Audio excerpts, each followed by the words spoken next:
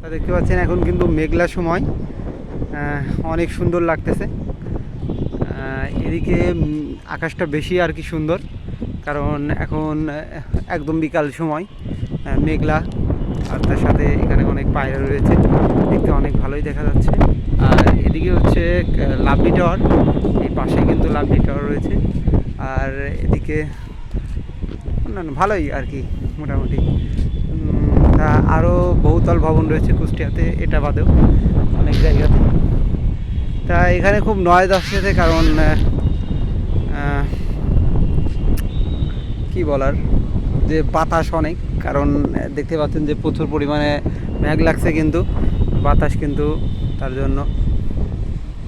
আর আমাদের ম্যাচ কিন্তু সামনের এটা, এই জায়গাতেই আমরা কিন্তু থাকি আমাদের এই ম্যাচে। আর দেখতে পাচ্ছেন আমাদের ম্যাচের কাছে কিন্তু অনেক আনন্দ করছে।